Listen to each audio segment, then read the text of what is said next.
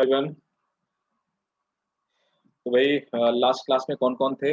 Arpit Arpit was there, Iffat was there, Ayushi Yes, last sir. Class में थे क्या आप? लास्ट क्लास में थे? No, sir. तो ठीक है। तो आयुषी क्या पढ़ा हुआ अभी? कुछ बायोलॉजी में स्कूल में कुछ पढ़ाया गया? Yes, sir. Sir, क्या पढ़ ली? chapter 1 and chapter 2 has started. Okay, chapter 1 have completed and chapter 2 have started, है ना? ओके, तो चैप्टर 1 में क्या क्या? अच्छा, Olivia was there in last class. तो चैप्टर 1 में क्या क्या पढ़ा है?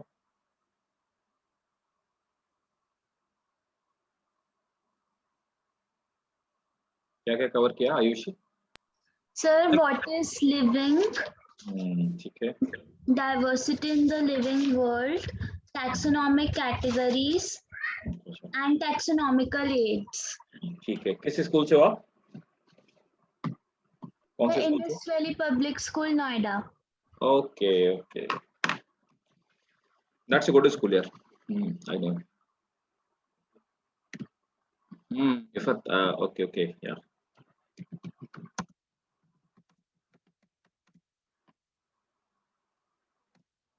ठीक है, तो देखो थोड़ा सा मैं बता देता हूँ कि Olivia was in last class, Iffat was there, Arpit was there, Ayushi was not there.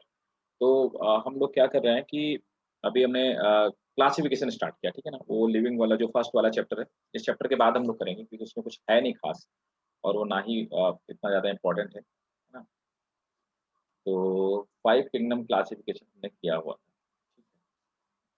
तो स्टार्ट किया जाए थोड़ा-थोड़ा ना, देखते हैं कुछ लोग और ज्वाइन करेंगे तो फिर उन्हें एड्रेस कर देंगे।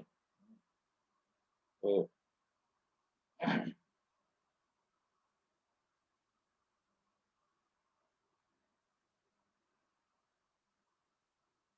तो तब तक के लिए थोड़ा-सा मैं बता दूँ कि अच्छा एक बात और बताओ,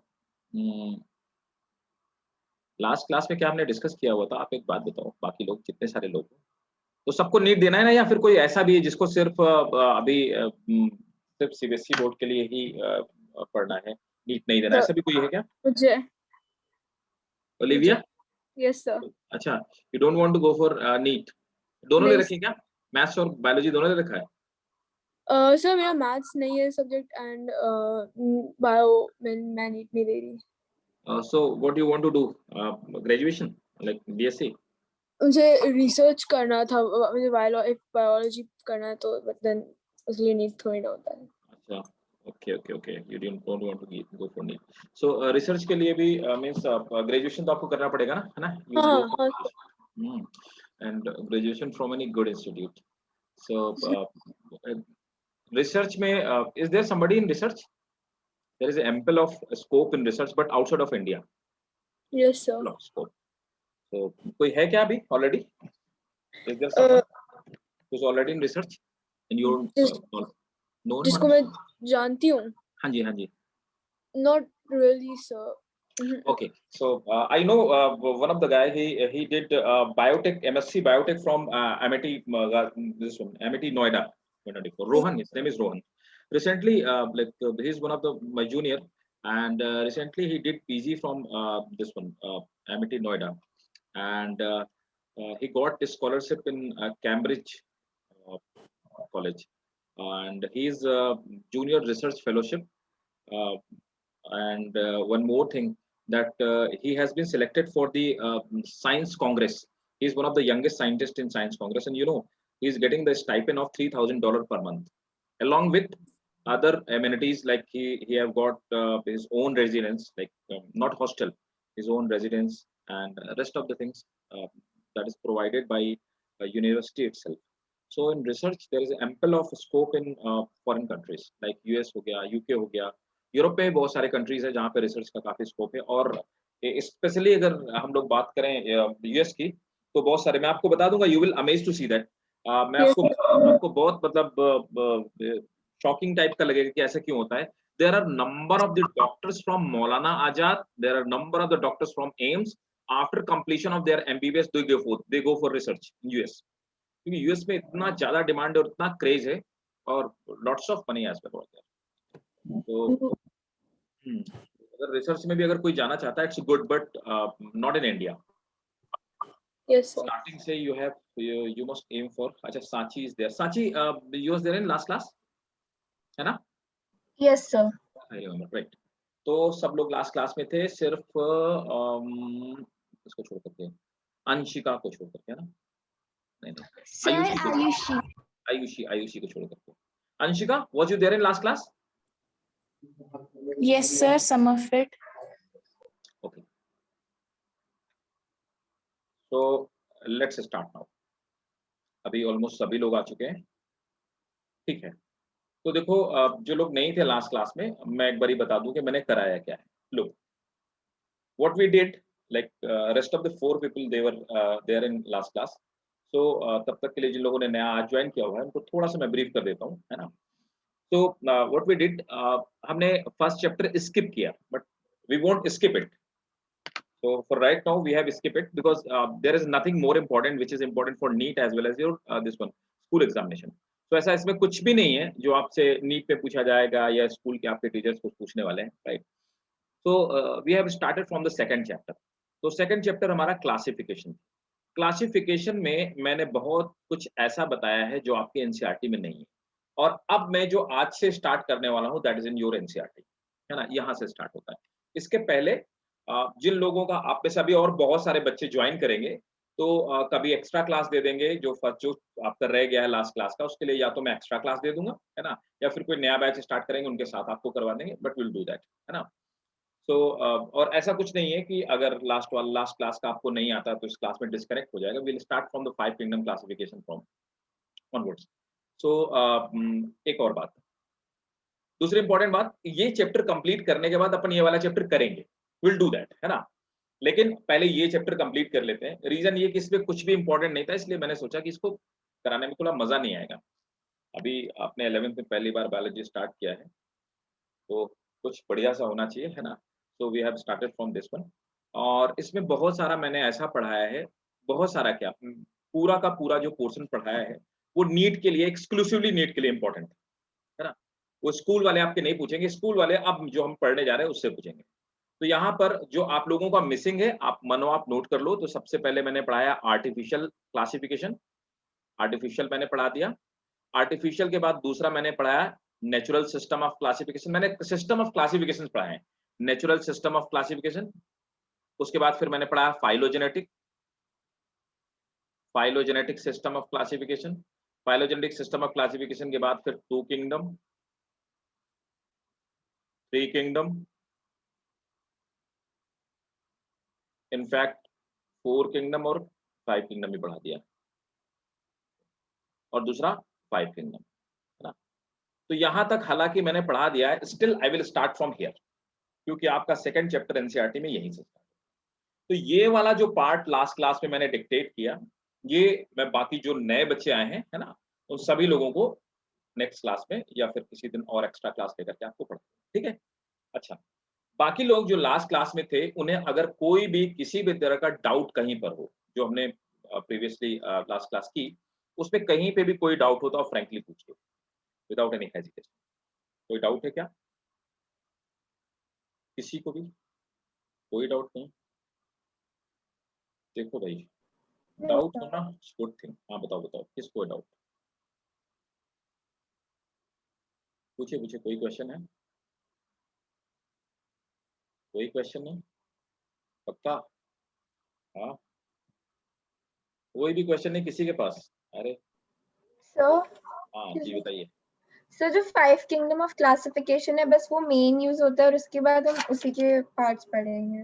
एग्जैक्टली उसके बाद उसी के पार्ट्स पढ़ते हैं और उन्हीं को चैप्टर में कन्वर्ट कर दिया गया, ठीक है ना। तो ठीक है, अच्छा, अगर किसी को कोई डाउट नहीं है तो मैं यहीं से स्टार्ट करता हूँ, है ना। 5 किंगडम से, 5 किंगडम थोड़ा सा ब्रीफ करूंगा। जो लोग लास्ट टाइम पढ़ चुके हैं वो थोड़ा सा 5 मिनट, है ना, बाकी लोगों का साथ देंगे नए बच्चों का, और आपको भी मैं रिवाइज करा दूंगा। 5 किंगडम मैंने ब्रीफ कर देता हूँ। देखिए समझिएगा, जहां पे डाउट हो पूछेगा। देखिए अभी क्या है कि 5 किंगडम क्लासिफिकेशन सिस्टम आज की डेट में जो सबसे रेलेवेंट क्लासिफिकेशन सिस्टम है, या यूं कहें जो अप्लाइड क्लासिफिकेशन सिस्टम है, या मोस्ट एक्सेप्टेबल क्लासिफिकेशन सिस्टम है। जिसको सबसे ज्यादा फॉलो किया जाता है। 99.9% जितने सारे साइंटिस्ट, उनका कहना है नहीं भाई, 5 kingdom classification system, this is the best classification system and most suitable one as well. तो देखो यहाँ पर क्या है, अच्छा एक बात और मैं बताना चाहूंगा, यहाँ पर कहीं पर भी पूरे क्लासिफिकेशन सिस्टम में, सब लोग आप बताएंगे भी अगर अगर आपको आता है, ठीक है ना, इस पूरे के पूरे क्लासिफिकेशन सिस्टम में वायरस को कहीं पे नहीं रखा गया। तो वायरस को किसी क्लास, अभी जैसे बाकी के जितने सारे क्लासिफिकेशन सिस्टम मैंने अभी आपको लिस्ट में बताए और बाकी लोगों के साथ डिस्कस भी किया था, उसमें भी आपने देखा होगा किसी भी क्लासिफिकेशन सिस्टम में वायरस नहीं। तो वायरस को कहाँ क्लासिफाई करते हैं, कौन बता सकता है कोई? हम दुनिया भर Sir, के it is class, living inside a body and it is non-living outside the body, so it is not classified. Okay, we won't classify. So अगर आप कह रहे हैं कि इट्स लिविंग इनसाइड, सो नहीं रख सकते क्लासिफिकेशन सिस्टम में। बायोलॉजी का पार्ट है मतलब, Yes, sir. Is it biological organism और नॉट? ऑर्गेनिज्म है कि नहीं है? बोलो भाई, अंशिका, ऑर्गेनिज्म है क्या? आयुषी, ऑर्गेनिज्म बोल सकते हैं क्या ऐसे? Yes, sir. बोल सकते हैं। साची बोले, ओलिविया, इफत, अर्पित, बताओ भाई, बोल दे क्या ऐसे ऑर्गेनिज्म बोल सकते हैं? Yes, sir. There are organisms. Yes. Fine, चलो। अच्छा, और कोई, किसी को कोई कॉन्ट्राडिक्शन इस बात पे, इसको ऑर्गेनिज्म बोलने पे? I do have objection. Look, virus के लिए सबसे पहले हम ऑर्गेनिज्म टर्म नहीं यूज करेंगे, ठीक है? बहुत सारी बुक्स में देखो, बहुत सारी बुक्स में तो आरबीसी को रेड ब्लड सेल भी कहा गया है।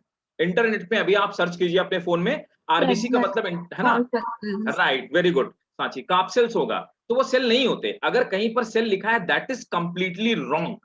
द रीजन बिहाइंड इट कि सेल होने के लिए कुछ एलिजिबिलिटी होती है, लेकिन So viruses आरबीसी के, don't have cell organelles. Viruses don't have cell organelles.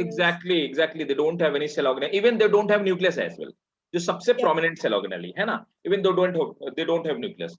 तो इसी तरह से वायरस को अपन ऑर्गेनिज्म नहीं कह सकते। अगर हम उसे ऑर्गेनिज्म कह रहे होते तो 5 किंगडम क्लासिफिकेशन सिस्टम में अपन कहीं ना कहीं उसको स्पेस दे चुके होते। लेकिन we have not described virus in any kind of classification system, even the most acceptable one, that is the 5 kingdom classification system। कहीं पे हमने वायरस को डिस्क्राइब नहीं किया। It means there is something fishy। इसका मतलब वायरस को अपन classification system में नहीं रख सकते। क्यों नहीं रख सकते? बिल्कुल सही बात बताइए। आपने कहा कि वायरस में दोनों के फीचर हैं, लिविंग और नॉन लिविंग दोनों के फीचर हैं, है ना। ये लिविंग तब है, तो पहला तो सबसे इंपॉर्टेंट बात ये है कि लिविंग और नॉन लिविंग के बीच की कनेक्टिंग लिंक है, it is neither living nor non living. और क्लासिफिकेशन में ऑर्गेनिज्म अपन उनको बोलते हैं जो लिविंग होते हैं, या फिर दोज विच हैव लाइफ। तो वायरस में नॉर्मली लाइफ नहीं होती, इसलिए इसको यहां पे हम नहीं रखते। दूसरी बात, हम किसी भी चीज को, इसमें प्रोटोप्लाज्म जैसी कोई चीज होती ही नहीं है, तो उसके बाद भी हम लिविंग में नहीं रख सकते। द रीजन बिहाइंड इट कि ऐसी कोई भी लिविंग एंटिटी नहीं हो सकती है जिसके अंदर की प्रोटोप्लाज्म ना पाया जाए। वायरस के अंदर प्रोटोप्लाज्म जैसी कोई चीज नहीं पाई जाती। मैं पूरा का पूरा क्लासिफिकेशन सिस्टम कंप्लीट करने के बाद एक्सक्लूसिवली एक क्लास आपको वायरस के लिए डेडिकेट करूंगा। Virus very important. हम दोनों पर्सपेक्टिव से अगर देखते हैं, स्कूल के और अगर अपन बात करें नीट के एग्जामिनेशन की, तो दोनों के लिए इक्वली इंपॉर्टेंट है। आइए देखिए, वायरस की हम बात करते हैं, तो वायरस में इसे हम कहेंगे क्या फिर? तो हम वायरस को कैसे डिफाइन करते हैं? Virus is a structure. तो वायरस के लिए हम स्ट्रक्चर टर्म यूज करते हैं, organism. It is a structure which is made up of 2 thing, protein and plus nucleic acid. तब तक के लिए इतना ही पढ़ लेते हैं, और बाकी हम डिटेल में डिस्कशन करेंगे जब हम लोग पढ़ेंगे वायरस के बारे में डिटेल में। दूसरी चीज क्या है, तो इसे हम कहेंगे क्या? तो हम ये कहेंगे virus is a structure, we can say it is a smallest structure. लेकिन वायरस के लिए हम ऑर्गेनिज्म टर्म नहीं। दूसरी चीज, तो पहला तो हम ऑर्गेनिज्म टर्म वायरस के लिए नहीं यूज करेंगे। दूसरा क्या, वायरस को हम सेल नहीं कहेंगे। अब सेल नहीं कहेंगे तो क्या कहेंगे इसको यार? What we will say that? Cell नहीं कह सकते तो क्या कहेंगे? Virus is acellular. इसे क्या बोलेंगे? एसेलुलर। तो वायरस को हम क्या बोलेंगे? Virus is acellular structure which is made up of protein and nucleic acid. और ये स्ट्रक्चर है, इसलिए इसे हम ऑर्गेनिज्म में नहीं रखते, और किसी भी क्लासिफिकेशन सिस्टम में वायरस को डिस्क्राइब नहीं किया गया। नोट करिए, नोट करें। Virus is neither organism nor a cell. Virus is neither organism nor a cell. Full stop. It is a acellular structure. It is a acellular structure made up of, it is acellular structure made up of protein and nucleic acid. Full stop. So far,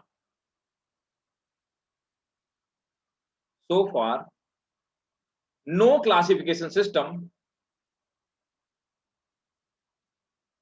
incorporates, so far no classification system incorporates virus. ठीक है, ऐसा कोई classification system अभी तक नहीं। ठीक है, तो पहली बात ये है ना। तो कुल मिलाकर के वायरस को अपन इसमें नहीं रखेंगे। चलिए, बाकी पूरी डिटेल में हम लोग बात करेंगे वायरस पे, तब तक अब आ जाते हैं। तो अब देखिए यहाँ पे ऑर्गेनिज्म में ये हमारा जो क्लासिफिकेशन सिस्टम है जिसको आज की डेट में हम फॉलो करते हैं, this is called 5 kingdom classification system. 5 kingdom classification. तो ये हमारा 5 किंगडम क्लासिफिकेशन सिस्टम। अब 5 किंगडम क्लासिफिकेशन सिस्टम को देने का क्रेडिट आर.एच. वाइटेकर साहब को जाता है। तो आर.एच. वाइटेकर ने 1969 में what he did, he classified all organisms and kept in 5 group and he called it 5 kingdom classification system। ठीक है, आर.एच. वाइटेकर ने क्या किया कि जितने सारे ऑर्गेनिज्म इस वर्ल्ड में पाए जाते थे, उन्होंने क्या किया, सभी ऑर्गेनिज्म को 2 पार्ट में डिवाइड कर दिया। सबसे पहला वाला जो पार्ट था, उन्होंने कहा प्रोकैरियोट्स को एक साथ रखेंगे और यूकैरियोट्स को एक साथ रखेंगे। तो इस अर्थ में सिर्फ 2 ही तरह की सेल एग्जिस्ट करती हैं, प्रोकैरियोटिक और यूकैरियोटिक। मैंने आपको बताया था कि जब तक नॉल और रस्का ने इलेक्ट्रॉन माइक्रोस्कोप की खोज नहीं की थी, तब तक हमें बिल्कुल ऐसा नहीं पता था कि इस अर्थ में 2 तरह की सेल पाई जाती हैं। After the discovery, or we can say at the advent of electron microscope, we came to know there are 2 kind of the cell। ये बात जब वाइटेकर को पता चली, तो वाइटेकर ने पूरे वर्ल्ड में पाए जाने वाले ऑर्गेनिज्म को सबसे पहले डिफाइन किया उनकी सेल की कॉम्प्लेक्सिटी के बेसिस पे। तो उन्होंने प्रोकैरियोट्स को एक तरफ रखा और यूकैरियोट्स को एक तरफ रखा। दूसरी इंपॉर्टेंट चीज क्या है, प्रोकैरियोट्स आर ऑलवेज यूनिसेलुलर। ठीक है, ये हमेशा यूनिसेलुलर होते हैं। ठीक है, और यूकैरियोट यूनि और मल्टीसेलुलर दोनों ही हो सकते हैं। तो उन्होंने कहा कि प्रोकैरियोट हमेशा यूनिसेलुलर होते हैं। इनके लिए एक किंगडम उन्होंने बनाया और इस किंगडम को उन्होंने कहा मोनेरा। सो मोनेरा हमारा सबसे पहला किंगडम था। तो Monera was first kingdom, right. Monera में बैक्टीरिया मेनली इसका रिप्रेजेंटेटिव ऑर्गेनिज्म है। अब अभी इसके बाद हम मोनेरा ही पढ़ेंगे। उसके बाद आते हैं, उन्होंने कहा कि यूकैरियोट्स 2 तरह के हो सकते हैं। अब वो कौन कौन से यूकैरियोट 2 तरह के हो सकते हैं? तो पहले वो यूकैरियोट है ना जो यूनिसेलुलर है, और दूसरे वो यूकैरियोट जो मल्टीसेलुलर है। उन्होंने कहा कि यूनिसेलुलर यूकैरियोट्स के लिए हम एक अलग से किंगडम का फॉर्मेशन करेंगे और इसको उन्होंने कहा प्रोटिस्टा। तो यहां पर दूसरा किंगडम हमारा जो बना वो प्रोटिस्टा उन्होंने बनाया, राइट। ठीक है, अब उन्होंने कहा कि जितने भी यूकैरियोट्स मल्टीसेलुलर हैं, मल्टीसेलुलर यूकैरियोट 2 तरह से हो सकते हैं। मींस कौन कौन से? एक वो जिनकी बॉडी के बाहर सेल वॉल प्रेजेंट है, मींस वो प्लांट सेल के जैसे हैं। मींस उनमें सबसे आउटर जो लेयर है, तो outermost layer is cell wall, और दूसरे वो जिनकी सेल के बाहर सेल वॉल नहीं पाई जाती है। लेकिन प्रॉब्लम ये थी कि जिनकी सेल के बाहर सेल वॉल पाई जाती थी वो भी 2 तरह के थे। एक वो जो फोटोसिंथेसिस कर सकते थे और दूसरे जो फोटोसिंथेसिस नहीं कर सकते थे, है ना। तो एक फोटोसिंथेसिस नहीं कर सकते थे और दूसरे फोटोसिंथेसिस कर सकते थे। जो फोटोसिंथेसिस नहीं कर सकते थे, तो मतलब अब उन्होंने क्या किया, उन्होंने इसके बाद न्यूट्रिशन के बेसिस पे इनको 2 पार्ट पे डिवाइड कर दिया, राइट। तो वो न्यूट्रिशन के बेसिस क्या था? एक वो जो फोटोसिंथेसिस नहीं कर सकते थे, मींस ये कौन है? They are saprophytes. कौन है भाई? ये सैप्रोफाइट है। Means they live on dead and decaying organic matter। तो इसके लिए इन्होंने एक 3rd किंगडम बनाया और इन्होंने कहा इसमें हम फंजाई को रखेंगे। ठीक है, एक और बात बता दूं, फंजाई और प्लांट दोनों के सेल वॉल का कॉम्पोजिशन अलग अलग होता है। फंजाई की सेल वॉल काइटिन की बनी होती है, विल डिस्कस इट, और प्लांट की सेल वॉल सेलुलोज की बनी होती है। ये भी एक डिफरेंस दोनों में था, लेकिन यहां पर जो व्हाइटेकर ने क्लासिफाई किया, the sole classification line was that was on the basis of nutrition only. तो इन्होंने क्या किया, अब दूसरे लिए वो जो फोटोसिंथेसिस कर सकते थे और उनमें सेल वॉल भी प्रेजेंट है, उसको उन्होंने एक फोर्थ किंगडम में रखा, एंड दैट वाज प्लांटी। अब एक लास्ट वाला आया, ऐसे ऑर्गेनिज्म जो यूकैरियोट तो हैं, मल्टीसेलुलर भी हैं, उनमें सेल वॉल भी नहीं पाई जाती, उनके लिए उन्होंने एक फिफ्थ किंगडम बनाया, एनिमिलिया। और बता दूं, एनिमिलिया में जो न्यूट्रिशन पाया जाता है वो कैसा न्यूट्रिशन पाया जाता है, होलोजोइक न्यूट्रिशन। ठीक है, तो यहां पर आप देखेंगे सेल की कॉम्प्लेक्सिटी के बेसिस पे, बॉडी की कॉम्प्लेक्सिटी के बेसिस पे, न्यूट्रिशन के बेसिस पे इन्होंने ऑर्गेनिज्म को अलग अलग 5 किंगडम में क्लासिफाई कर दिया। This is 5 kingdom classification system. Clear है भाई? किसी को डाउट? No, sir. ठीक है, नए बच्चों ने नोट कर लिया? आयुषी समझ आया? Yes, sir. नोट कर लिया आपने इसको? Sir, doing. हाँ प्लीज प्लीज आप नोट कर लीजिए, कोई दिक्कत नहीं, आराम से नोट करिए।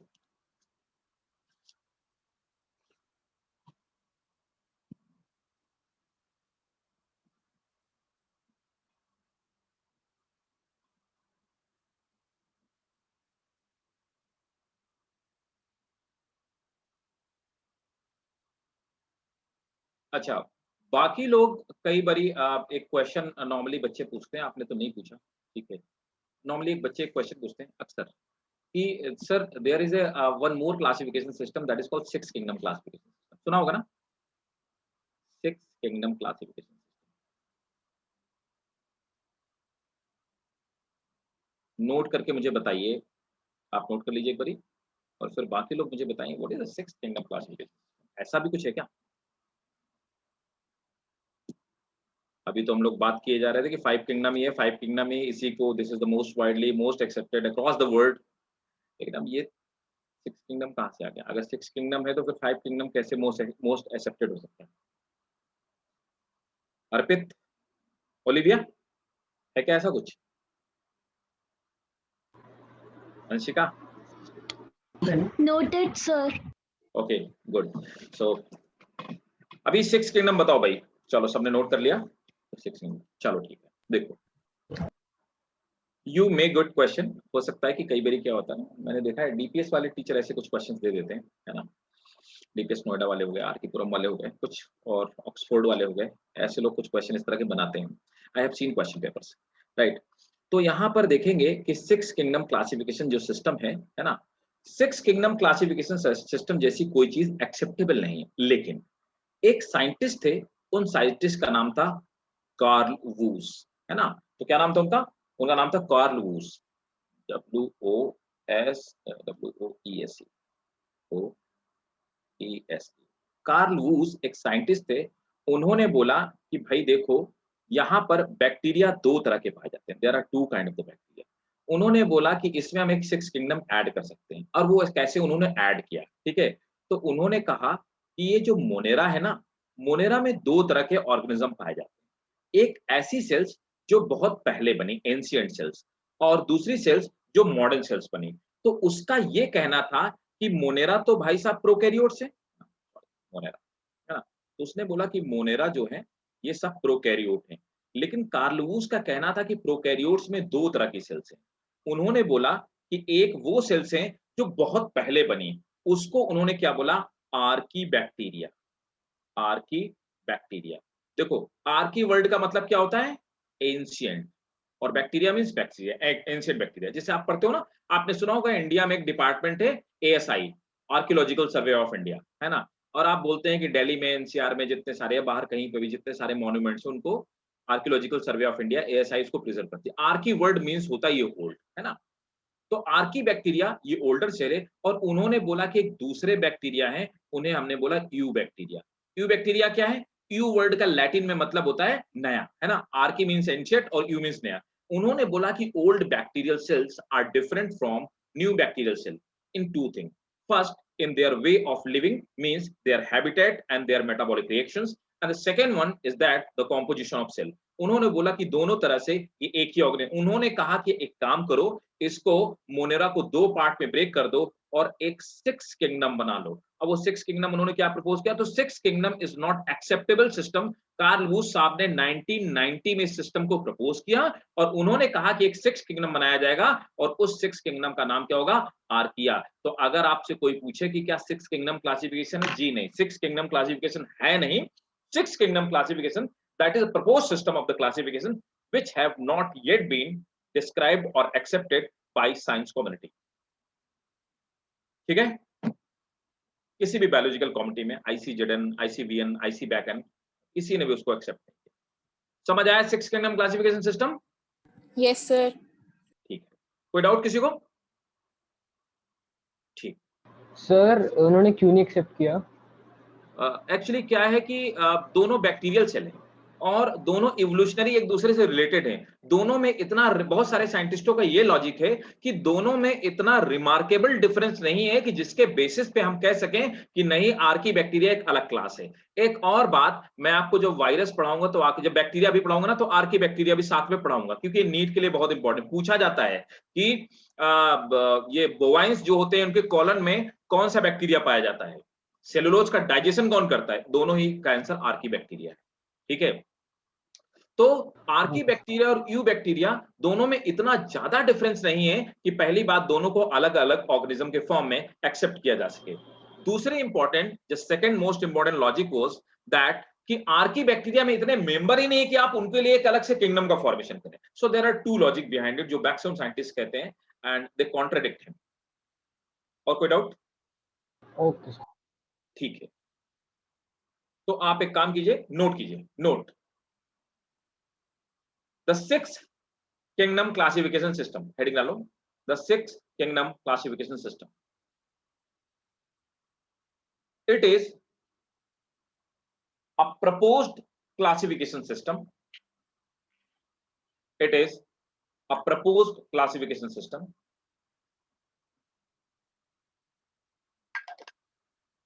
which is not accepted by large number of scientists. Full stop. Next point. It was proposed by Carl Woese in 1990s. It was proposed by Carl Woese in 1990s. According to him,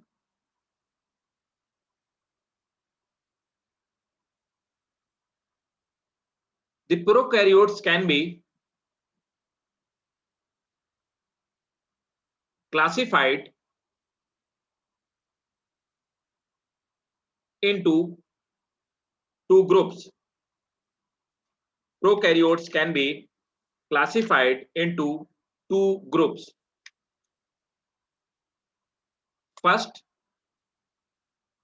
Archaebacteria, and second, Eubacteria. Full stop. According to him, Archaebacteria must be kept in a separate kingdom. According to him, Archaebacteria must be kept in a separate kingdom, Archaea. Full stop. ठीक है भाई, any doubt इस classification 6 kingdom 5th kingdom में? कोई doubt किसी को? No, Monera, sir. ठीक है, मोनेरा स्टार्ट किया जाए? No, sir. Yes, sir. ठीक है, चलिए अब मोनेरा स्टार्ट करते हैं। तो आप नए चैप्टर में हेडिंग डालेंगे मोनेरा, ठीक है? सर कोई वैसे रीजन तो नहीं पूछता है ना एग्जाम्स में इसका 6 किंगडम क्लासिफिकेशन का? 6 किंगडम एक्चुअली क्या है, मैंने बोला ना कि जैसे बहुत सारे स्कूल्स वाले हैं, जैसे बिकॉज एनसीआर के तो मैक्सिमम स्कूल में शायद ही कोई स्कूल है जहाँ के अच्छे स्कूलों के सभी के बच्चे हमारे पास थे और अभी भी हैं। तो मैंने देखा है जैसे डीपीएस वाले होते हैं, डीपीएस आरके पुरम वाले, कुछ कई बारी जो डीपीएस नोएडा वाले, ये 29 में जो है, 30 में, तो ये हो गए। और ऑक्सफोर्ड वालों को मैंने देखा, इनके क्वेश्चन पेपर में ये नॉर्मली कुछ टीचर क्या करते हैं कि कहीं-कहीं से क्वेश्चन पेपर बना देते हैं।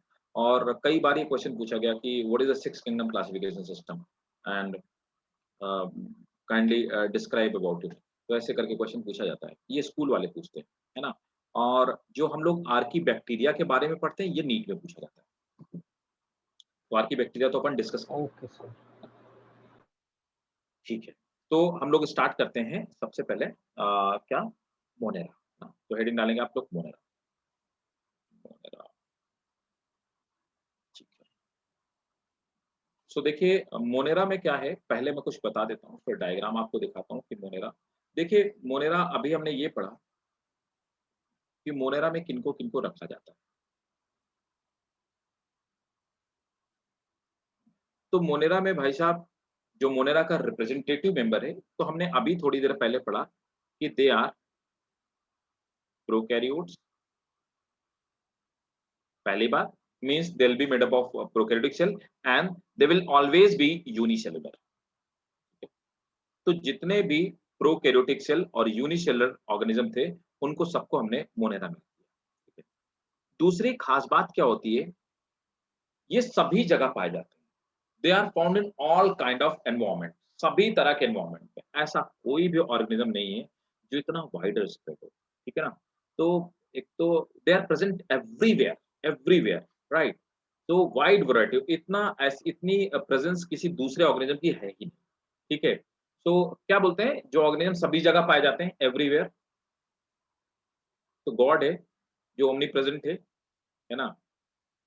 अब इसे ओमनी प्रेजेंट तो नहीं बोलेंगे, क्या बोलेंगे इसे? इट इज कॉस्मोपॉलिटन, ठीक है? और we can say it is ubiquitous. ये दो बायोलॉजी के टर्म हैं, कॉस्मोपॉलिटन और यूबिक्यूटस। ये सिर्फ बैक्टीरिया के लिए यूज किए जाते हैं। The reason behind it, they are found in all kind of environment. तो अगर कोई ऐसा ऑर्गेनिज्म है, तो नोट करेंगे, they are found in all kind of environment where they are found in all kind of environment where life is possible. ऐसी कोई सी जगह जब बैक्टीरिया नहीं पाए जाते। वायरस सब जगह, मैं बता दूं, वायरस एक बार क्वेश्चन एक पूछा गया था, हालांकि ये नीट का क्वेश्चन नहीं है। क्वेश्चन था which of the following organism are found everywhere, so sorry all kind of environment. Option में था वायरस, बैक्टीरिया, फंगस और प्रोटोजोआ। मैक्सिमम लोगों ने 99% बच्चों ने आंसर लगाया था वायरस। उनको लगता है कि वायरस लिविंग और नॉन लिविंग है, तो किसी भी एनवायरनमेंट में सर्वाइव कर सकता है। जी नहीं, बिल्कुल नहीं। आप समझिए, आप किसी भी कंटेंट को, किसी भी ऑब्जेक्ट को, किसी भी फूड को, किसी भी चीज को 100 डिग्री प्लस ले जाइए, वायरस सब डिस्ट्रॉय हो जाएंगे। क्योंकि वायरस का आउटर कवर प्रोटीन से बना होता है, कैप्सिड प्रोटीन से, और प्रोटीन का मेल्टिंग पॉइंट 70 डिग्री होता है, तभी वायरस का कैप्सिड ब्रेक हो जाता है। लेकिन बैक्टीरिया, इस बात की बिल्कुल गारंटी नहीं कि आपने किसी चीज को 200 डिग्री सेंटीग्रेड भी गर्म कर दिया है तो बैक्टीरिया मर जाएंगे। नॉट एट ऑल, ऐसा बिल्कुल नहीं है। हम ये नहीं कह सकते 100% कॉन्फिडेंस है कि बैक्टीरिया डिस्ट्रॉय हो जाए। अगर वहां पे कोई आर्की बैक्टीरिया है, you won't be able to destroy it, right? तो इसीलिए cosmopolitan, they are cosmopolitan and ubiquitous, that is they are found, note करेंगे, that is they are found in all kind of environment, that is they are found in all kind of environment, ठीक है? अब इनमें nutrition क्या हो सकता है? अब ये बात तो हो गई कि पाए कहां पे जाते हैं, न्यूट्रिशन कैसा हो सकता है? तो देखिए, बैक्टीरिया भाई साहब दो तरह के होते हैं, ठीक है? कौन कौन से? या तो बैक्टीरिया ऑटोट्रॉफ होंगे और बैक्टीरिया हेटेरोट्रॉफ भी हो सकते हैं। किसी को न्यूट्रिशन के भी किसी टर्म में अगर कहीं पे कोई कंफ्यूजन हो, डाउट हो कि अगर आपसे मिस हो रहा हो तो आप पूछ लीजिएगा। इससे कोई फर्क नहीं पड़ता मेरे लिए कि ये कितनी बेसिक चीज है, आई टेल यू। लेकिन ऐसा नहीं करना कि आपको नहीं समझ में आया या फिर you are a bit confuse और आप सोचते हो कि बाद में नेट पे देख लो, डोंट डू दैट। अभी के कंफ्यूजन अभी के अभी यहीं पे क्लियर करना है, ठीक है? तो आप बिल्कुल हेजिटेट नहीं करिएगा, अगर आपको कोई न्यूट्रिशन में टर्म नहीं आया तो पूछ लेना। अब ऑटोट्रॉफ देखो, हमें पता है कि ऑटोट्रॉफ कितने तरह के होते हैं, ऑटोट्रॉफ 2 तरह के होते हैं और बैक्टीरिया दोनों तरह के ऑटोट्रॉफ हो सकते हैं। कुछ बैक्टीरिया ऐसे होते हैं जो कि कीमो ऑटोट्रॉफ, मतलब कि कीमो ऑटोट्रॉफ। तो कीमो ऑटोट्रॉफ कौन होते हैं? कीमो ऑटोट्रॉफ वो बैक्टीरिया होते हैं जो केमिकल से अपना फूड डिराइव करते हैं, neither they require plant nor they require any other source. तो कीमो ऑटोट्रॉफ एग्जांपल के तौर पे जैसे सल्फर बैक्टीरिया। तो सल्फर बैक्टीरिया सल्फर के मॉलिक्यूल से अपना फूड डिराइव करते हैं, तो बैक्टीरिया कीमो ऑटोट्रॉफ हो सकता है, ठीक है? दूसरा, they may be photoautotroph. Photoautotroph, तो ऑटोट्रॉफ 2 तरह से, कीमो ऑटोट्रॉफ और फोटो ऑटोट्रॉफ। फोटो ऑटोट्रॉफ वो बैक्टीरिया होते हैं जो ग्रीन कलर के होते हैं, है ना? They are green bacteria and they can made their food, green bacteria, और ये अपना फूड बनाने में कैपेबल होते हैं। एग्जाम्पल के तौर पे blue green algae, blue green algae algae नहीं है, they are a type of bacteria. तो बीजे इनमें से आते हैं जो फोटो ऑटोट्रॉफ। अब आ जाते हैं हेट्रोट्रॉफ। हेट्रोट्रॉफ वो होते हैं जो अपना खुद का फूड डिराइव नहीं कर सकते, दे आर डायरेक्टली और indirectly depend on the plant, right? They derive food directly और इनडायरेक्टली फ्रॉम प्लांट, ठीक है? तो अब ये कैसे कैसे कितने टाइप के हो सकते हैं? इनमें से कुछ बैक्टीरिया होते हैं जो सैप्रोफाइट, वही जो डेड और डिकेइंग चीजों को, दे आर डिकम्पोजर, ये डेड या डिकेइंग चीजों को डिकम्पोज कर रहे हैं। तो बैक्टीरिया सैप्रोफाइट भी हो सकते हैं, means they can grow on dead and decaying. आप जानते हो मैक्सिमम तो यही है, डेड एंड डिकेइंग। वो नाली में कोई चीज सड़ रही है, वो बाहर सब्जी सड़ रही है, वो कोई भी चीज अगर रॉटन हो रही है तो आपको पता है कि वो सैप्रोफाइट बैक्टीरिया ही है जो चीजों को खराब करने का काम करते हैं, राइट? तो न्यूट्रिशन में बैक्टीरिया सैप्रोफिटिक भी हो सकते हैं। और क्या हो सकते हैं भाई? और कुछ हो सकते हैं क्या सैप्रोफाइट के सर अलावा? पैरासिटिक। वेरी गुड, पैरासिटिक हो सकते हैं, ये भी तो है। दे आर पैरासिटिक, वो हमसे आपसे न्यूट्रिशन डिराइव करते हैं, हमारी बॉडी को इन्फेक्ट करते हैं, अपन से न्यूट्रिशन, तो they are parasitic. Those who spread disease, example के तौर पे जैसे Clostridium tetani, Clostridium tetani, tetanus का बैक्टीरिया, क्लॉस्ट्रीडियम टिटनाई, ठीक है? तो टिटनेस का बैक्टीरिया जो होता है वो पैरासिटिक हो गया। सैप्रोफिटिक बहुत सारे बैक्टीरिया हैं, है ना, जो सैप्रोफिटिक है। अच्छा, और भी कुछ हो सकता है क्या न्यूट्रिशन हेटेरोट्रॉफ में?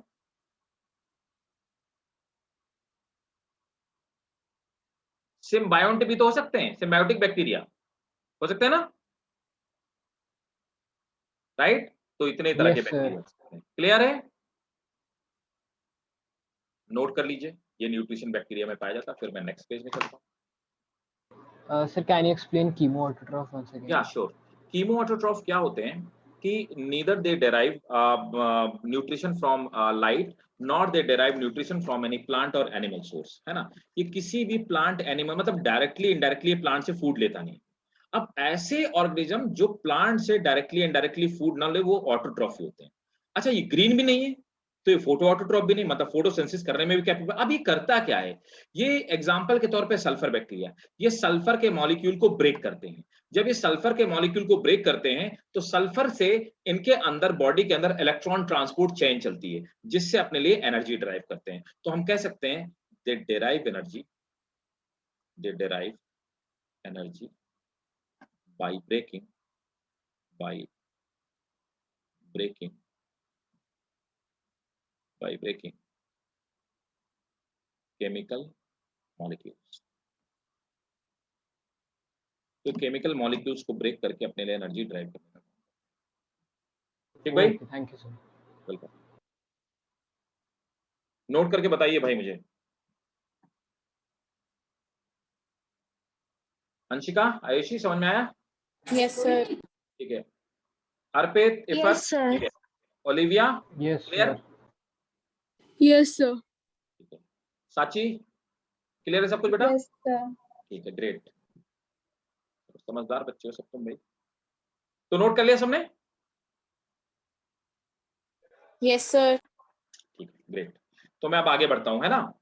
अब तो ये हमने पता कर लिया कि where they are found means उनका हैबिटेट क्या है, कहाँ पे पाए जाते हैं। They are found every kind of habitat. ये आइस में भी पाए जाते हैं, ये ओशन में भी पाए जाते हैं, ये वाटर में भी पाए जाते हैं, ये एयर में भी पाए जाते हैं। They are found in desert as well, everywhere, है ना। तो सब जगह पाए जाते हैं। कॉस्मोपॉलिटन है। न्यूट्रिशन हमें इनका पता चल गया। अब देखते हैं कि इनका सेलुलर कॉम्पोजिशन क्या है, राइट। तो कौन, अच्छा एक और बात इससे पहले, यहाँ पर कौन लोग हैं जो मोनेरा को रिप्रेजेंट करते हैं। तो मोनेरा के रिप्रेजेंटेटिव मेंबर, मैं इनमें से 3 लोगों को मेंबर मानता हूँ, ठीक है। पहली बात तो आप अपने बुक में पढ़ रहे होंगे, दे आर बैक्टीरिया ओनली, है ना। तो यहाँ पर नॉर्मली बुक्स ये कहती हैं कि bacteria are the representative member. थोड़ा सा मैं और इसको एलॉबरेट करना चाहूंगा। दूसरे नंबर पर ये भी कुछ आपके बुक में दे रखे हैं, ब्लू ग्रीन एल्गी ना, BGA, this is blue green algae. तो ब्लू ग्रीन एल्गी भी इनको रिप्रेजेंट करते हैं, है ना। तीसरे नंबर पर आते हैं, तीसरे नंबर पर बैक्टीरिया हो गया ब्लू, माइकोप्लाज्मा, माइकोप्लाज्मा। ये 3 ऐसे ऑर्गेनिज्म हैं जो कि मोनेरा के रिप्रेजेंटेटिव। मेनली अगर हम बैक्टीरिया के कैरेक्टरिस्टिक पढ़ लेते हैं तो इनके सबके कैरेक्टरिस्टिक हमें समझ में आ जाते हैं। बीजीए और माइकोप्लाज्मा में थोड़ा सा बहुत स्लाइट डिफरेंस है। They have peculiar kind of their behavior, peculiar kind of their composition which is slightly different from bacterial composition और bacterial cell, है ना। तो सबसे पहले हेडिंग डालिए बैक्टीरिया। अब आइए बैक्टीरिया की बात करते हैं। तो पहले मैं आपको बताऊंगा कि बैक्टीरियल सेल कैसी होती है, क्या होती है। मैं आपको डायग्राम दिखाता हूँ बैक्टीरिया, है ना। और बैक्टीरिया का डायग्राम ड्रॉ करने के लिए आपके स्कूल एग्जामिनेशन के लिए बहुत इंपॉर्टेंट है। तो they ask for drawing bacterial diagram. ठीक भाई, बैक्टीरिया का पढ़ लिया जाए। डायग्राम मैं आपको दिखा दूं बैक्टीरिया का।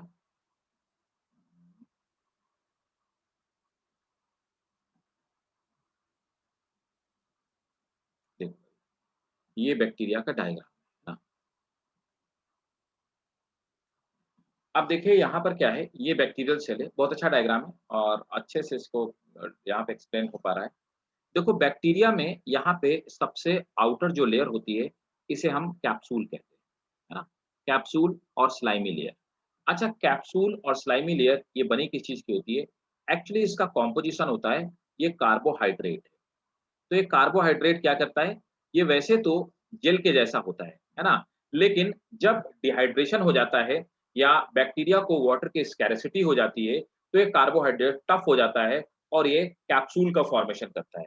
तो पहले जब तक बैक्टीरिया हाइड्रेटेड कंडीशन में मींस वाटर में रहता है तब तक ये स्लाइमी जेल की तरह काम करता है। और जब वाटर की स्कैरेसिटी हो जाती है तो ये स्लाइमी जेल सूख करके टफ हो जाता है और बैक्टीरिया को प्रोटेक्ट करने का काम करता है।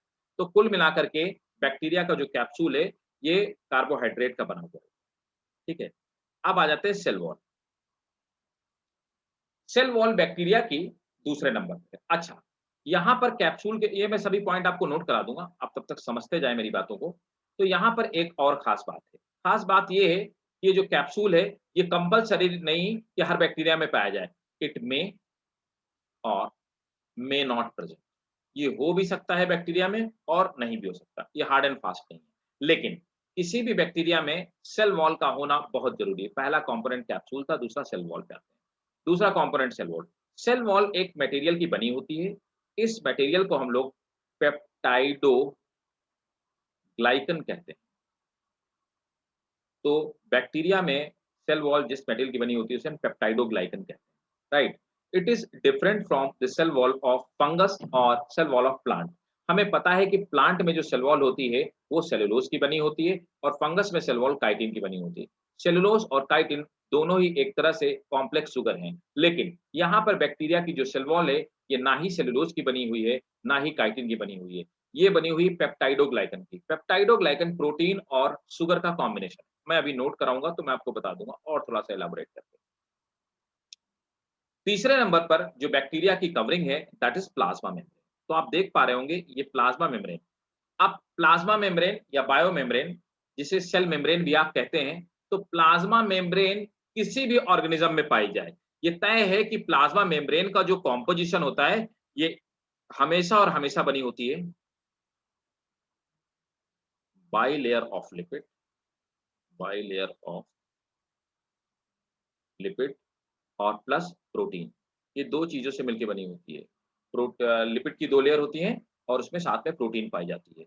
तो प्लाज्मा मेम्ब्रेन का कॉम्पोजिशन कभी नहीं चेंज होने वाला, वो चाहे बैक्टीरिया में पाई जाए, चाहे प्लांट में पाई जाए, चाहे एनिमल में पाई जाए, चाहे फंगस में पाई जाए, चाहे किसी सेल ऑर्गेनेली के अंदर पाई जाए। तो प्लाज्मा मेम्ब्रेन का हमेशा याद रखना composition by layer of lipid, means lipid की 2 लेयर, मींस फैट की 2 लेयर, और कुछ प्रोटीन के उनमें पार्टिकल पड़े हुए। क्लियर है? Yes sir. अब आप देख पा रहे होंगे कि यहाँ पर बैक्टीरिया के ऊपर कुछ इस तरह के स्ट्रक्चर पाए जाते हैं, है ना, इस तरह के स्ट्रक्चर। ये ऐसे स्ट्रक्चर, अब आप देख पा रहे होंगे ये स्ट्रक्चर अंदर से ओरिजिनेट हो रहा है। कहाँ से? ये पाइप के जैसे स्ट्रक्चर होते हैं और ये यहाँ से लेकर के अंदर से ओरिजिनेट होते हैं। इन स्ट्रक्चर को हम पिलाई बोलते हैं, या इन्हीं को सेक्स पिलाई कहा जाता है। ये सेक्स पिलाई या पिलाई क्या करते हैं? Actually they are responsible for sexual reproduction in bacteria. तो हाँ, बैक्टीरिया में सेक्सुअल रिप्रोडक्शन होता है, जबकि यूनिसेलुलर इसके बाद भी। So they help in sexual reproduction of bacteria. तो बैक्टीरिया के सेक्सुअल रिप्रोडक्शन में ये हेल्प करते हैं। ठीक है, ओके। अब बैक्टीरिया के अंदर कुछ फूड ग्रेन्यूल्स पाया जाता है। तो अगर आप मुझसे पूछे कि सर फूड ग्रेन्यूल्स क्या होता है, या बैक्टीरिया में फूड किस फॉर्म में स्टोर होता है, तो देखिए बैक्टीरिया में फूड क्या स्टोर होता है, किस फॉर्म में? ग्लाइकोजन के फॉर्म में स्टोर होता है। ग्लाइकोजन क्या है? ग्लाइकोजन एक तरह का कॉम्प्लेक्स कार्बोहाइड्रेट है। बैक्टीरिया ये कॉम्प्लेक्स कार्बोहाइड्रेट, तो ये एक तरह का कॉम्प्लेक्स कार्बोहाइड्रेट है जिसके फॉर्म में सम टाइम ये फैट भी हो सकता है। ओके, अच्छा एक बात बताओ, हमारी बॉडी में जो ये होता है क्या कहते हैं, फूड होता है, वो किस फॉर्म में स्टोर होता है?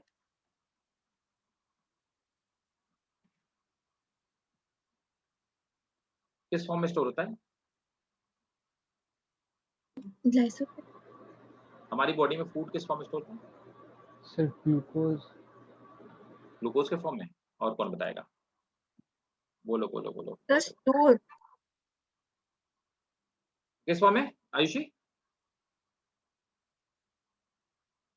हमारी बॉडी में फूड किस फॉर्म में स्टोर? स्टार्च के फॉर्म में। ठीक है, आयुषी क्या बता रही थी, किस फॉर्म में होता है? अर्पित बताओ भाई। इफत, ओलिविया, साची। ग्लाइकोजन। अरे बहुत बढ़िया, शाबाश, वेरी गुड। हमारी बॉडी में भी फूड ग्लाइकोजन के फॉर्म में स्टोर होता है, और बैक्टीरिया कोरिलेट करके पढ़ो, आपको याद रहेगा हमेशा। हमारी बॉडी में भी हम जितना ग्लूकोज, हाँ बोलो बेटा। सर प्लांट्स में तो स्टार्च की जैसे होता है, तो वैसे हमारी बॉडी में ग्लाइकोजन की तरह होगा। हाँ राइट राइट, प्लांट में स्टार्च होता है और हमारी बॉडी में ग्लाइकोजन होता है, क्योंकि प्लांट में प्लांट के लिए जो कॉम्प्लेक्स कार्बोहाइड्रेट है जिसको स्टोर करता है वो मैक्सिमम स्टार्च ही होता है। हमारी बॉडी में स्टार्च के फॉर्म में नहीं होता, हम लोग स्टार्च खाते हैं फिर उसको ग्लूकोज में कन्वर्ट करते हैं। तो जो यूजेबल होता है उसको तो बॉडी यूज कर लेती है, लेकिन जो एक्स्ट्रा ग्लूकोज होता है उस एक्स्ट्रा ग्लूकोज को हमारी बॉडी क्या करती है, हमारे लिवर में ग्लाइकोजन के फॉर्म में स्टोर कर देती है। ठीक है, तो ह्यूमन बॉडी में फूड एक तो पहली बात लिवर में स्टोर होता है, और किस फॉर्म में? ग्लाइकोजन के फॉर्म। ठीक, अब देखो, आप देख पा रहे होंगे यहाँ पे राइबोसोम पाए जाते हैं। ये थोड़ी सी डिफरेंट चीज, द रीजन बिहाइंड इट कि ये एक अकेली ऐसी चीज है जो यूकैरियोटिक और प्रोकैरियोटिक सेल में कॉमन है। राइबोसोम का मेनली काम क्या होता है? They are responsible for protein synthesis. तो ये प्रोटीन को मैन्युफैक्चर करने का काम करते हैं। तो यहाँ पर भी आप देखिए, they are responsible for protein synthesis. लेकिन भाई साहब ये क्वेश्चन नहीं, क्वेश्चन क्या है? राइबोसोम बैक्टीरिया के छोटे होते हैं और हमारी बॉडी में बड़े होते हैं। बैक्टीरिया के राइबोसोम मतलब प्रोकैरियोटिक राइबोसोम का जो साइज होता है दैट इज 70s टाइप। इसका साइज कितना होता है? 70s। और हमारी बॉडी में या यूकैरियोटिक की बॉडी में 80s राइबोसोम पाए जाते हैं।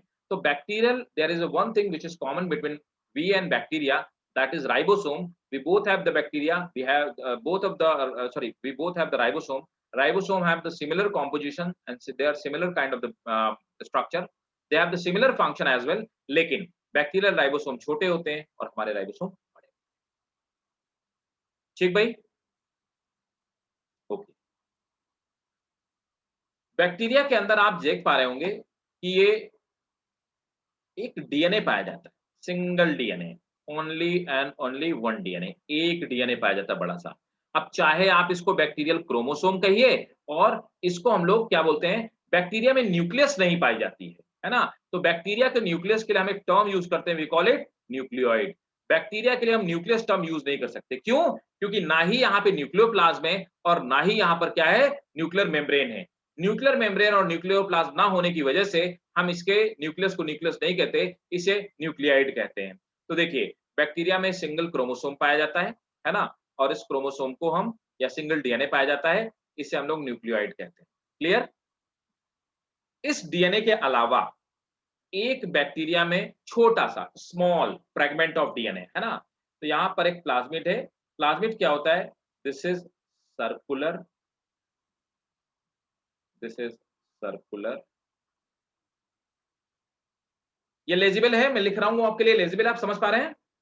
स्मॉल, हाँ जी, समझ में आ रहा है ना सबको? यस मैं सर। लिख रहा हूं, it is circular small DNA fragment. अब आप लोग मुझे बस ये बता दो इसका काम क्या होता है। कौन बताएगा? बताओ, कौन बताने वाला है भाई? कोई बताएगा इसका काम क्या प्लाज्मिड का? बोलो बोलो भाई। आयुषी, अंशिका, बताओ, साची। जीन कैरी करने के लिए। जीन कैरी करने का। अर्पित, इफत। सर एक बार क्वेश्चन रिपीट कर दीजिए मेरा प्लीज। क्वेश्चन ये है कि what is the function of plasmid in bacteria?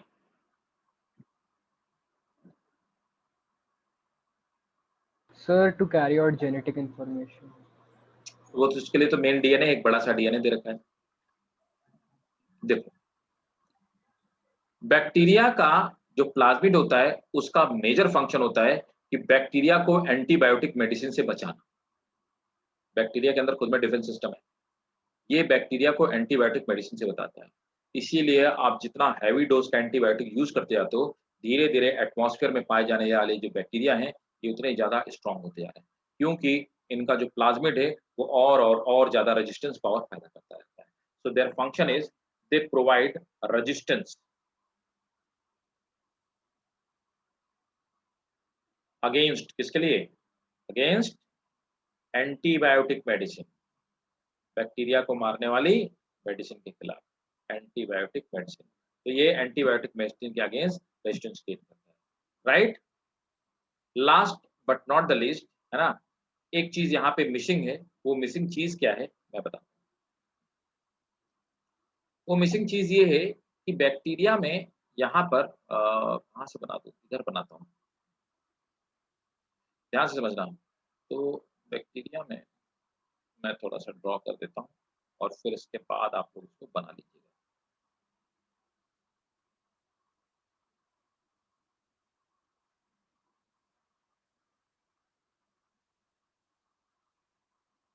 Right, तो यहाँ पर क्या है कि बैक्टीरिया में ये प्लाज्मा मेम्ब्रेन का एक folding, this is folding of plasma membrane. तो प्लाज्मा मेम्ब्रेन की एक फोल्डिंग अंदर की तरफ इस तरह होती है, और इस प्लाज्मा मेम्ब्रेन की जो अंदर की तरफ फोल्डिंग होती है, इसी फोल्डिंग के साथ में जो बैक्टीरिया का जो डीएनए होता है,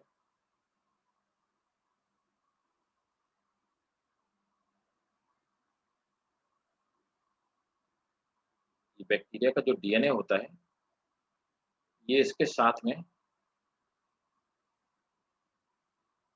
चिपका हुआ होता है ना। तो ये बैक्टीरिया का डीएनए इसी के साथ में यहाँ पे चिपका हुआ होता है, राइट?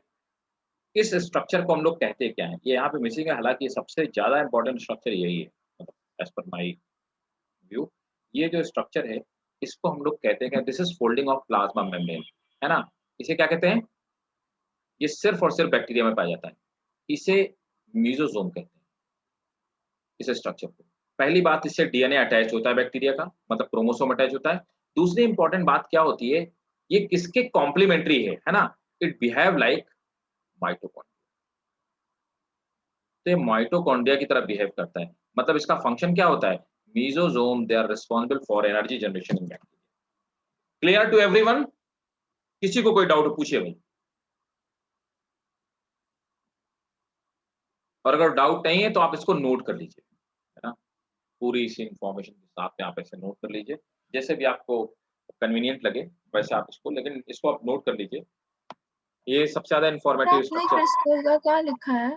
कहाँ पे बेटा? क्रिस्टल का अच्छा किस जगह पे बताना। 1 2 3 मैं नंबरिंग कर देता हूँ, आप मुझे बता देना। ये 4 हो गया, ये 5th हो सर गया। इसका फोर्थ वाले का फ्रैगमेंट और एंटीबायोटिक ये है। अच्छा ये वाला, ये 5th वाले का प्लाज्मिड का। नो सर क्रिस्टल का क्रिस्टोसोल। ये अच्छा साइटोसोल जो दिया ये। नो सर और कहाँ? सेल वॉल प्लाज्मा सर मुझे कैप्सूल। समझ नहीं आ रहा वो लिखा क्या है नीचे बस सर्कुलर आप ये मेन हेडिंग बताओ, ये जो ब्लैक में लिखा है ये इनमें से कौन सी हेडिंग की बात कर रहे हो? प्लाज्मिड डीएनए के नीचे। अच्छा प्लाज्मिड, वो बताओ ये वाला ना, resistance yes against antibiotic medicine. Yes sir. It provide resistance against antibiotic medicine. Okay sir. Clear भाई सबको? ठीक है चलो, तो अगर सबको क्लियर है, नोट कर लिया सबने क्या? कोई डाउट हो तो नो पूछिए। सर, एक नोट कर लीजिए और नोट करके मुझे इन्फॉर्म कीजिए, है ना। पॉइंट्स जरूर नोट करिएगा जितने मैंने लिखे हुए हैं। ये सब चीजें मैक्सिमम चीजें मैं एक्सप्लेन करूंगा, but you must note it down in here only, जिससे कि आप रिवीजन जब करेंगे तो आपको तुरंत समझ में आ जाएगा, तो ज्यादा कहानी नहीं पढ़नी पड़ेगी।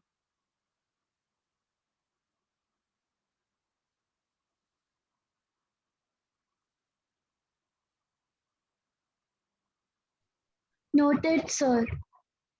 ठीक है,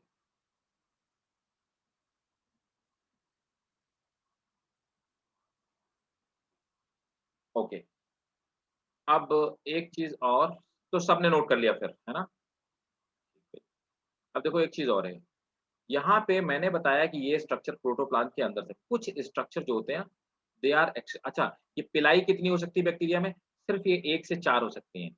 पिलाई 1 to 4 हो सकते हैं, पाइप लाइक स्ट्रक्चर है और ये अंदर तक प्रोटोप्लाज्म तक पेनिट्रेट करते हैं, यहाँ तक पेनिट्रेट करते हैं, है ना। लेकिन कुछ एक्सटर्नल हेयर लाइक स्ट्रक्चर होते हैं, they are external hair like, ये पाइप के जैसे नहीं होते इस तरह से, and they are numerous in number. इनको हम लोग क्या बोलते हैं? इनको हम फिम्ब्रिया बोलते हैं, FIMBRIA, फिम्ब्रिया। तो फिम्ब्रिया क्या होते हैं? फिम्ब्रिया, है ना, फिम्ब्रिया आर एक्सटर्नल आउटग्रोथ। तो ये हेयर लाइक स्ट्रक्चर होते हैं। ये हेल्प किस में करते हैं? ये बैक्टीरिया को चिपकने में हेल्प करते हैं। क्या मतलब वो? मतलब हमने खाना खाया, खाना में फूड में बैक्टीरिया था, कंटामिनेटेड फूड था, तो अब क्या हुआ, हमारे फूड के थ्रू इंटेस्टाइन में बैक्टीरिया चला गया और उसने क्या किया, इस फिम्ब्रिया की हेल्प से हमारे इंटेस्टाइन की वॉल में चिपक गया, होल्ड करने में हेल्प करता है। So they help in anchor, they help in anchor. Sir सिर्फ होल्ड करने में या फिर मूवमेंट में भी हेल्प करेंगे वो? होल्ड करने में हेल्प करते हैं। बैक्टीरिया में मूवमेंट के लिए ये फ्लैजिला है। This is one last thing, this prokaryotic, ये फ्लैजिलम है। फ्लैजिला ये हेयर लाइक स्ट्रक्चर होता है और ये जिस प्रोटीन से बना होता है, it is made up of a protein, उस प्रोटीन को हम लोग बोलते हैं फ्लैजिलिन।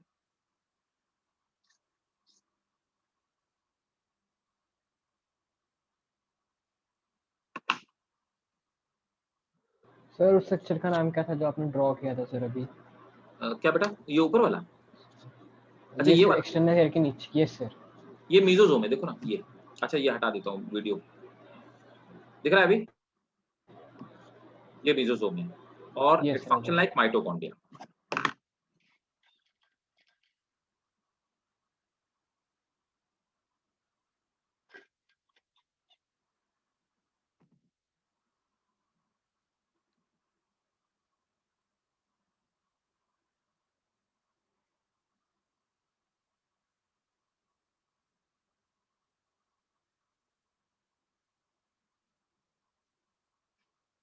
देखो जैसे आपके स्कूल वाले पूछेंगे तो आप बैक्टीरिया ड्रॉ करके आओगे और आप ये जितना जितना ब्लैक ब्लैक लिखा है बस आप इतना भी लिखाओगे तो भी काम चल जाएगा स्कूल वाले। मतलब 8-10 अगर लेबलिंग कराओगे, 10 लेबलिंग कर दोगे तो भी स्कूल वाले आपको 3 आउट ऑफ दे देंगे। 3 मार्कर क्वेश्चन में आएगा।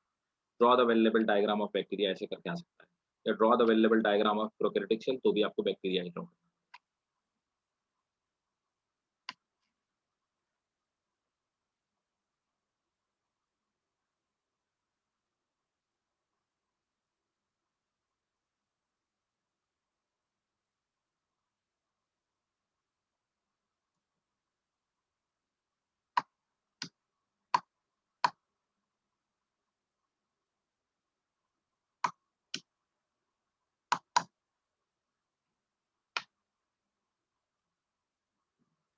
हो जाए तो आप एक बारी मुझे बताइएगा जरूर।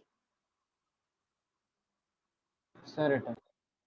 डन, ठीक है। चलें भाई, आगे चलें, स्टार्ट किया जाए।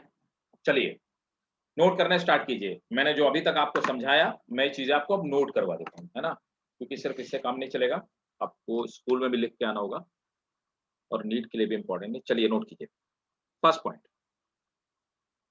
Capsule. The capsule of bacteria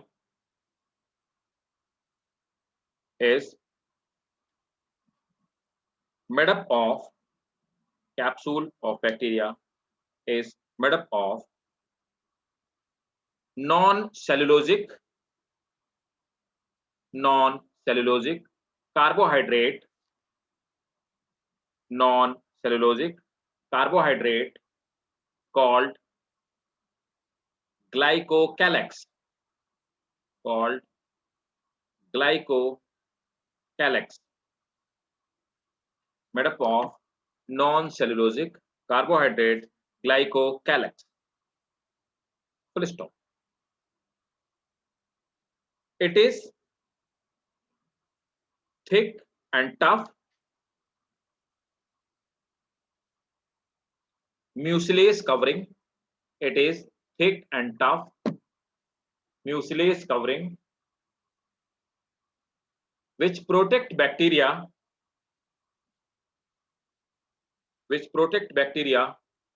from adverse environmental condition, which protect bacteria from adverse environmental condition.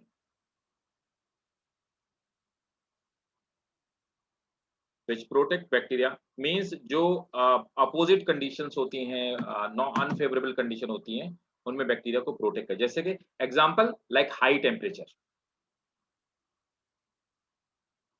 Next point, the bacterial cell wall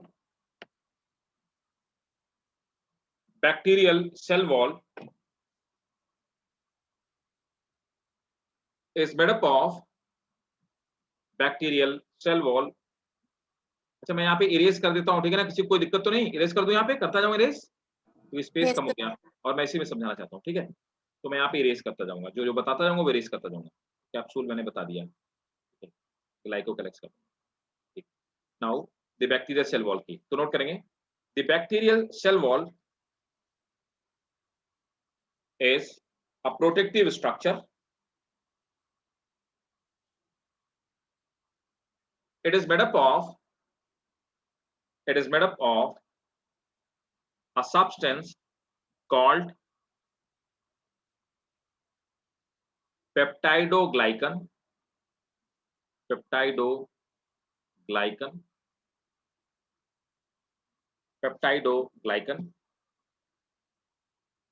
अब पेप्टाइडोग्लाइकन दो चीज से मिलकर बना है। ग्लाइकन मीन्स होता है क्या, शुगर, और पेप्टाइडो मीन्स प्रोटीन। तो पूछा जाता है कि इसमें कौन सी प्रोटीन पाई जाती है, ये बहुत इंपॉर्टेंट क्वेश्चन है और कंपटीशन में पूछा जाता है, ठीक है। तो इसमें दो प्रोटीन पाई जाती हैं, एक होता है नैग और दूसरी होती है नैम, है ना। अब देखो ये है क्या चीज, नैग क्या है, नैग है एन एसिटिल ग्लूकोसेमाइन, ये है एन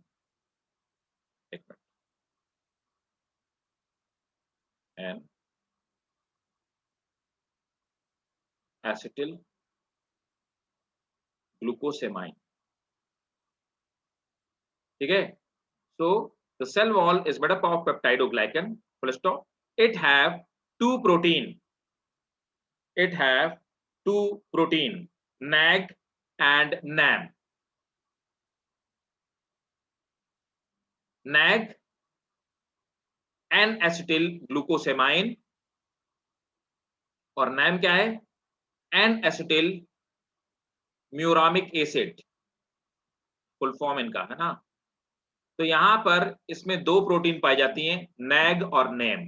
nag है n acetyl ग्लूकोसेमाइन और nam है n acetyl म्यूरामिक एसिड, ठीक है।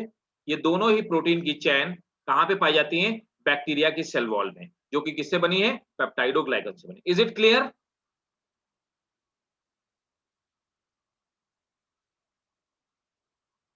ठीक है भाई, क्लियर है? Yes, sir.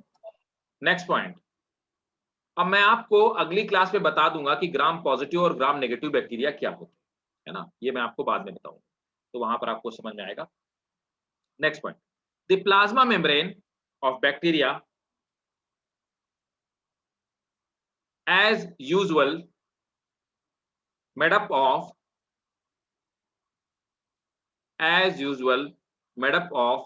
bilayer of lipid and protein, bilayer of lipid and protein.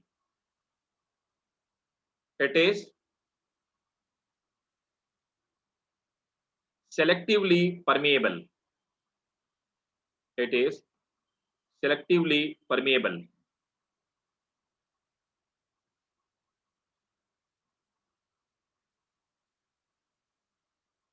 It is selectively permeable.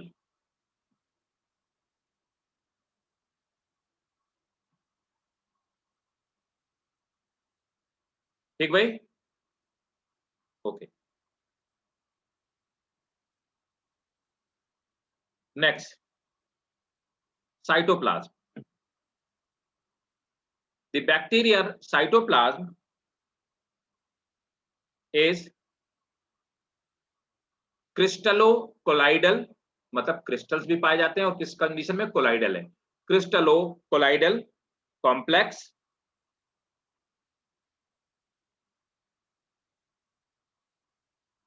where all metabolic reactions, crystallocolloidal substance, where all metabolic substance are present. Next, heading mesosome, ये वाला mesosome.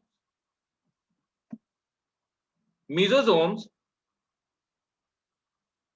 are the folding of plasma membrane.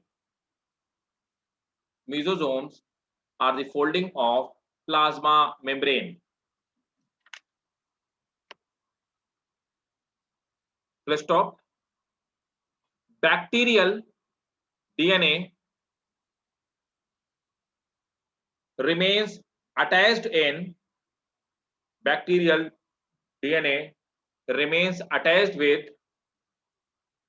it. Full stop.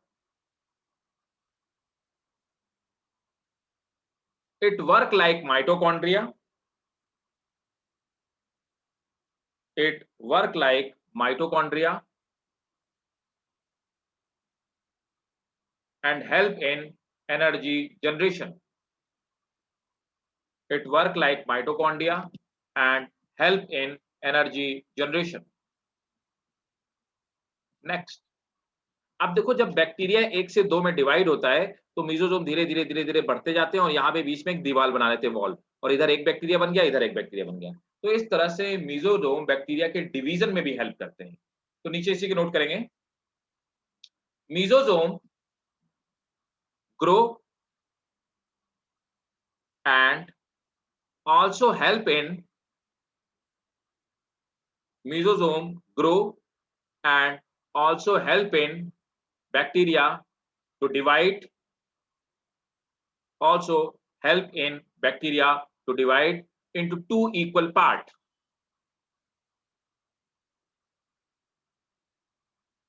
Also help bacteria to divide into 2 equal parts.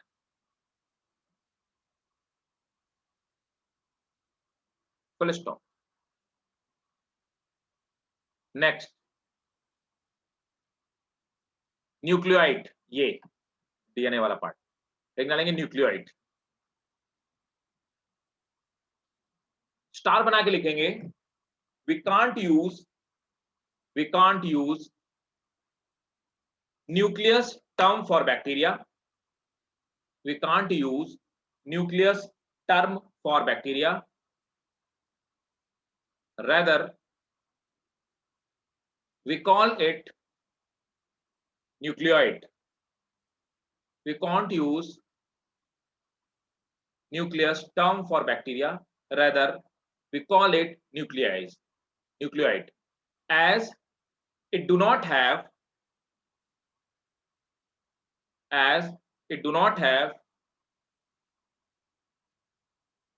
nuclear membrane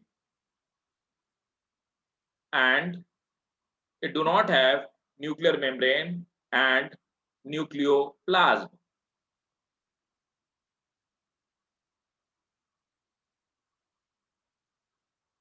ठीक है? Okay. A cell can have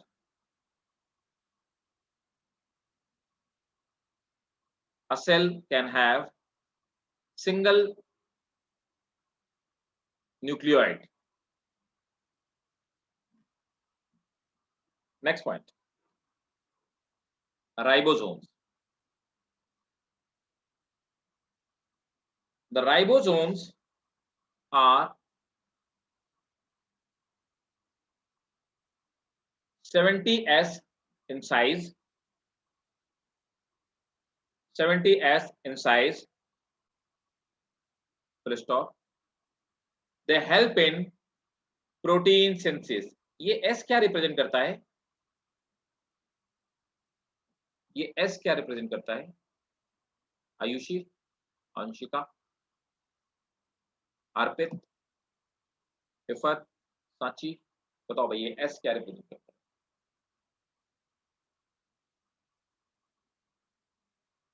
बोलो बोलो। किसी ने पूछा नहीं तो मैंने सोचा मैं ही पूछ लेता हूँ। Always ask if anything is not clear over here.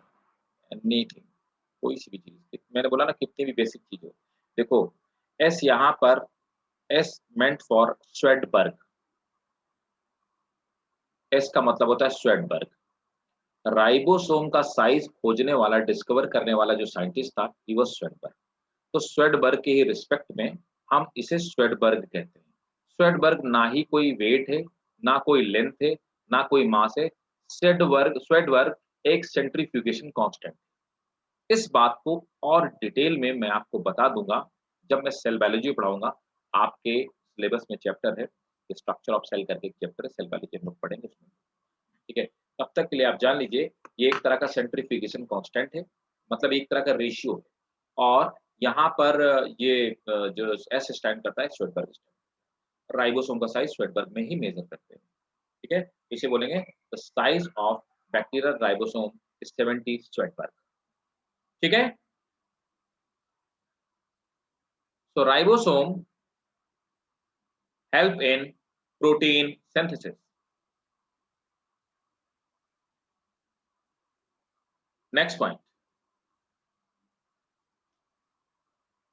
the food is stored in form of glycogen. The food is stored in form of glycogen, which is a storage body.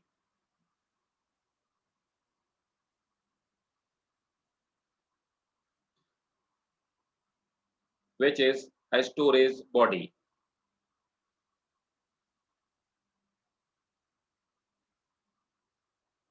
Next, अब किसी भी bacteria में flagella maximum कितने हो सकते हैं भाई बताओ? ये बता सकता है मैक्सिमम फ्लैजिला कितने हो सकते हैं? किसी भी सेल में मैक्सिमम फ्लैजिला कितने हो सकते हैं? Not too much.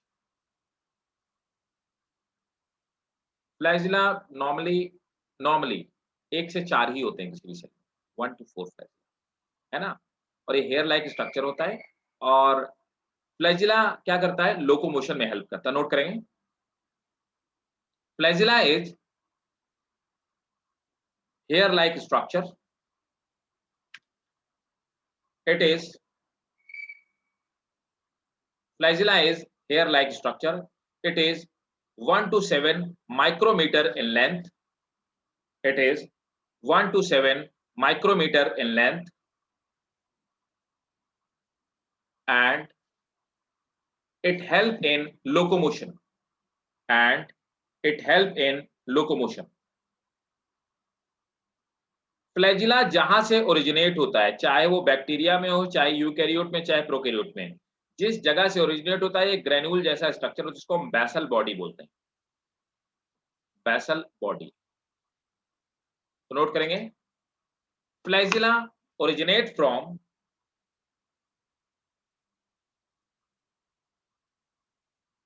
basal body.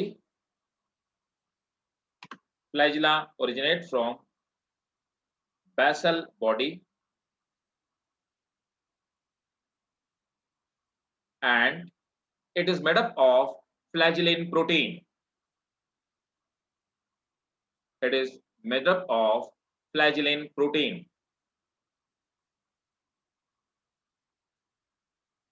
Flagellin protein. Let's stop. Next,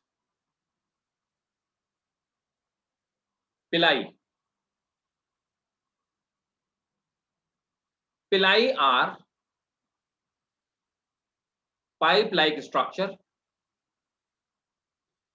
Pili are pipe-like structure.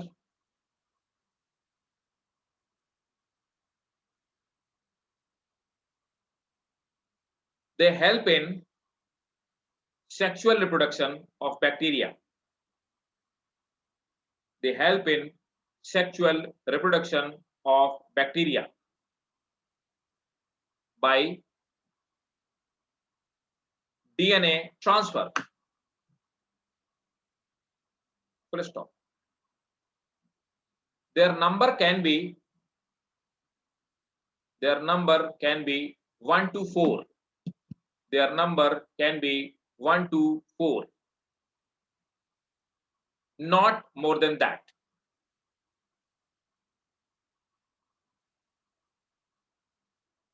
Next, plasmid. Plasmid is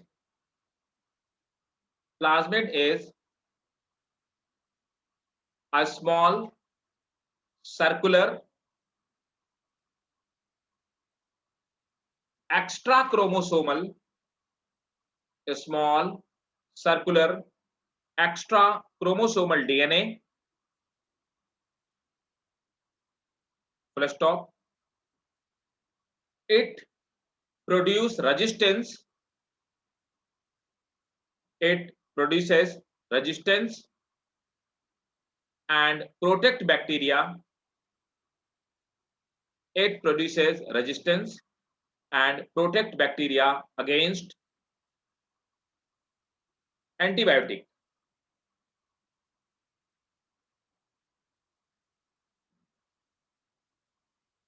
One last.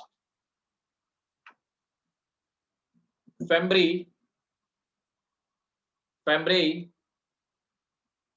or Fembria help in holding bacteria. Fembri or Femni help in holding bacteria to any surface. That's it for bacterial structure. बताएं भाई, किसी को कोई doubt, किसी point पे कहीं पे कोई डाउट हो बताइए. एनी डाउट, एनी कंफ्यूजन, किसी को भी बताएं भाई. सर जी. Sir basal body is made up of flagellin protein. ना, बेसल बॉडी एक ग्रेनुलर स्ट्रक्चर है ना, और यहाँ से बेसल बॉडी से फ्लैजिला ओरिजिनेट होता है. Actually flagella is made up of flagellin protein, है ना. Okay sir, flagellum. Basal body origination point है, प्लाज्मा मेम्ब्रेन के अंदर पाया जाता है. इसमें 2 डिस्क पाई जाती हैं एक्चुअली, है ना. ठीक है, और बताओ भाई, किसी को कोई डाउट? इफत, कोई डाउट बेटा? Sanchi, Ayushi, No, sir. सब समझ में आया सबको भाई? Yes, sir. ठीक है, ग्रेट. तो नेक्स्ट क्लास में मिलते हैं, है ना. और इसके आगे फिर बैक्टीरिया के कुछ और पॉइंट्स जो हैं, जैसे ग्राम पॉजिटिव क्या होता है, ये स्कूल में पूछा जाता है. ग्राम नेगेटिव क्या होता है, डायग्राम पूछा जाता है बैक्टीरिया का. तो ग्राम पॉजिटिव, ग्राम नेगेटिव मैं आपको बताऊंगा. फिर ब्लू ग्रेन एल्गी और माइकोप्लाज्मा, ये सब खत्म करके बैक्टीरिया खत्म. ठीक है, तो नेक्स्ट क्लास में मिलते हैं. और इसको पढ़िएगा घर जा करके, अगर डाउट हो तो फिर से पूछिए क्लास। ठीक है भाई? Yes sir. चलो ठीक है, bye, Thank you, take sir. Care, welcome बेटा, bye bye, thank you sir. Welcome बेटा, वेलकम। इफत सब समझ में आ रहा है ना? All clear इफत?